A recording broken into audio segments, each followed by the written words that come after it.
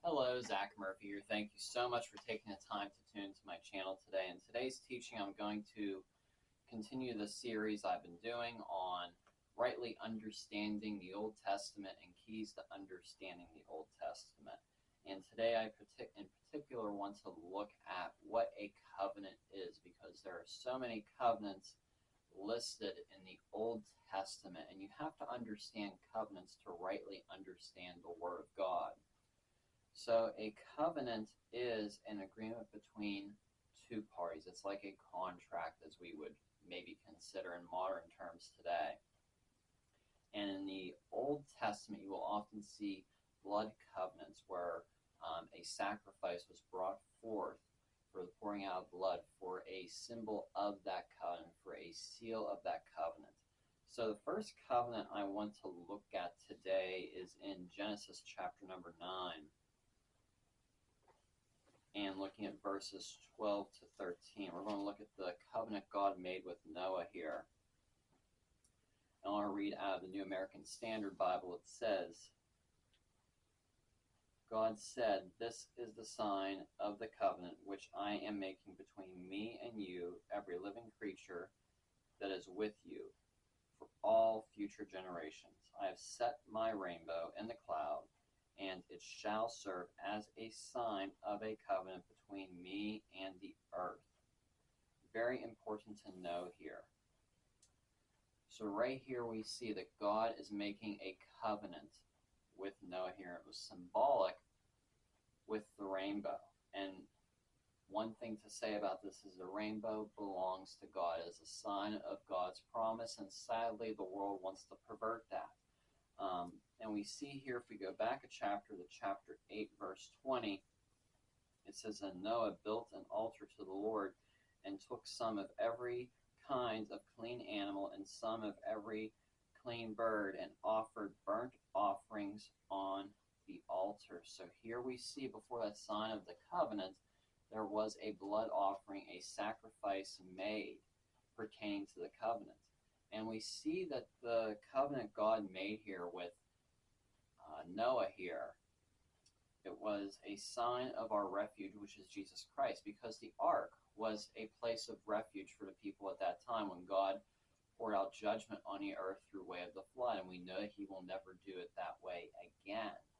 So that was part of God's promise, and the ark was symbolic of the refuge that we have in Christ Jesus. In fact, we see here in 1 Peter chapter number 3,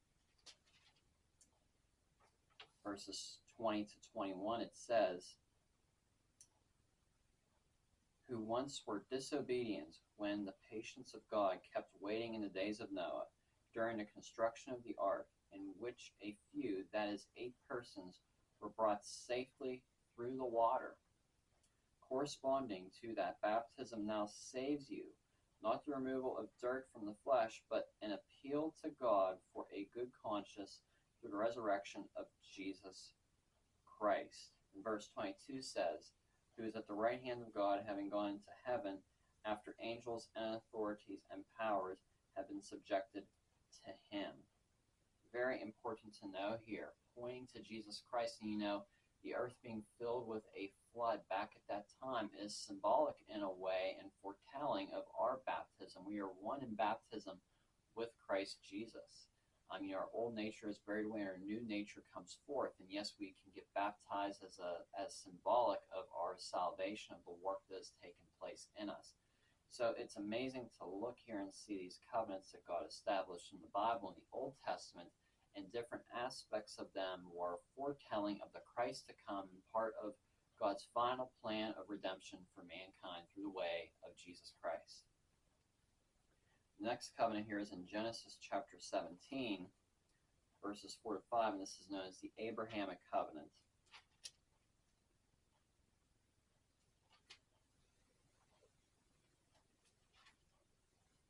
Genesis chapter 17, verses 4 to 5, it says,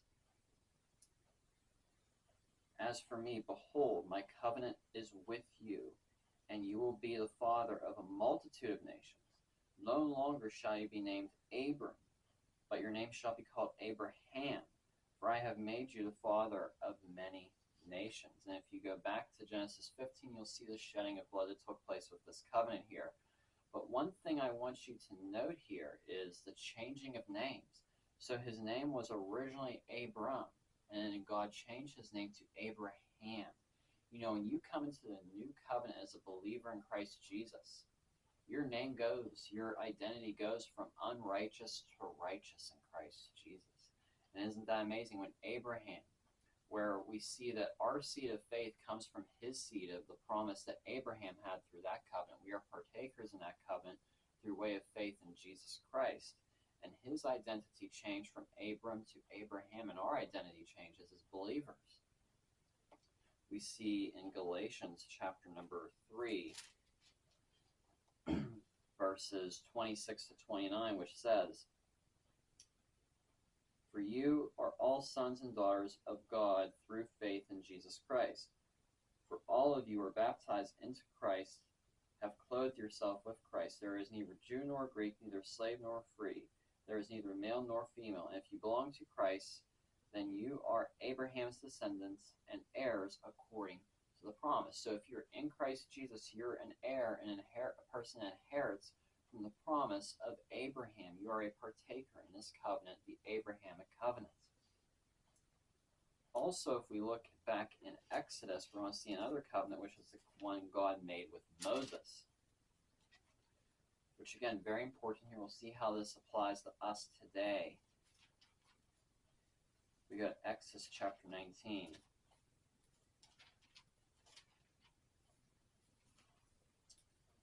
And we will look at verses 5 through 6, which says, Now then, if you will indeed obey my voice and keep my covenant, then you shall be my own possession among all the peoples on this earth. And you shall be to my kingdom, and you shall be to me a kingdom of priests and a holy nation. These are the words that you shall speak to the sons of Israel. We see here that God made covenant with Moses. And he gave Moses the law on Mount Sinai. And we see in chapter 20 the giving of the 10 Commandments. And so very important today. And thank God that he writes his commandments on our heart. In Christ Jesus, we are actually people that are kings and priests under Christ. If we go back to Galatians chapter 3,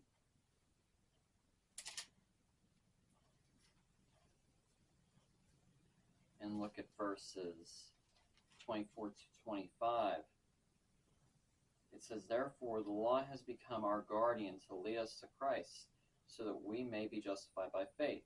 But now faith has come, so we are no longer under a guardian. So the law that was given to Moses had a purpose to point people to their need for Jesus Christ.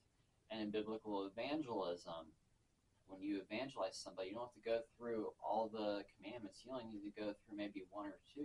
Just simply ask if they ever told a white lie. And everybody has it once in their life at least.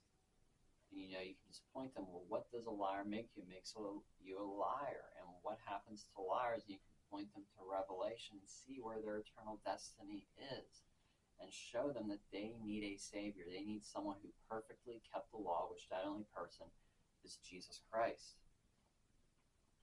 So very important we understand the purpose in these covenants. The giving of the law with the Mosaic covenant. The promise Abraham was given. Changing of his name, and then the covenant with Noah, the ark being a foreshadowing of the refuge we would have in Jesus Christ. And if we go to 2 Samuel chapter number 7, 2 Samuel chapter 7,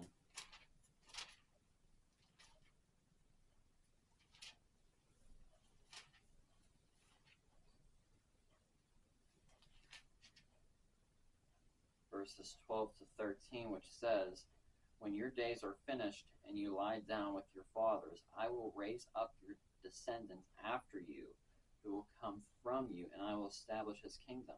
He shall build a house for my name, and I will establish a throne of his kingdom. And we know here that David King David, this is the establishing of the Davidic covenant here, but David, he wanted to build God the temple. And, God actually said to him that it would be his son Solomon who would build the temple. Part of that had to do with, David falling to the sin of Bathsheba. But we see here, this is foretelling of what would come with Jesus Christ, because it's talking about a kingdom, a throne that is established forever, which is only Jesus Christ. And it does say about his descendant who would be part of this. And yes, Solomon had a part in God's plan for redemption. Establish a throne forevermore. The kingdom of God through Jesus Christ is forevermore. And this was pointing us to what was to come. All these covenants in the Old Testament were pointing us to what is to come through Jesus Christ. And we see the New Testament, or New Covenant, foretold here in Jeremiah chapter 31.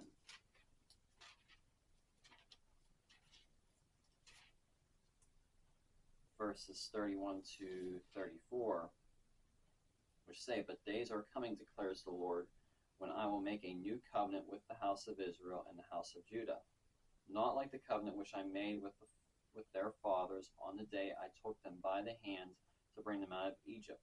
My covenant which they broke, although I was a husband to them, declares the Lord. For this is the covenant which I will make with the house of Israel. After those days, declares the Lord, I will put my law within them and write it on their hearts, and I will be their God, and they shall be my people." So important we see here what God was planning to do here. He would put his law into our own hearts. And thank God that he writes his law within our hearts. It is part of our redemption, that his law is written on our hearts. It's not something we have to pick the Bible up on and look what his law is. It is written on our hearts. We are given a new nature, a new heart with new desires. And if you turn to Luke, chapter number 22,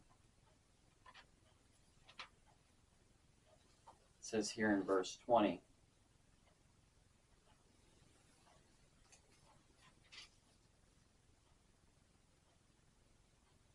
when Jesus established the new covenant here, he says, "This cup which is poured out for you is the new covenant in my blood." And right here, this is where Jesus was establishing the new covenant that was going to be brought forth through his death, burial, and resurrection. So, you can see through the Old Testament how God was working through each covenant to point people to the perfect covenant through Jesus Christ. God making covenant with himself in Christ. Because, when God made covenant with Abraham, Moses, Noah, and David, they were all imperfect men. They didn't have it all together. They had their shortcomings, but Jesus Christ was the one who fulfilled the law. And he was the one who could keep this covenant. You don't have to try on your own works and strength to keep the new covenant between you and God, because it's Jesus Christ who keeps the covenant for us between him and God. It's a covenant God made with himself, because if it would be up on us, we would fail. And it's through Christ alone, by putting on his righteousness, that we walk in the realities that we have in this new covenant, and as heirs of this new covenant. So important we realize that you can only come into the new covenant by faith alone through Jesus Christ. So that's all I have for you today. I hope this has blessed you and encouraged you. Be sure to hit the like button down below and give this channel a subscribe. God bless you, and have a great week.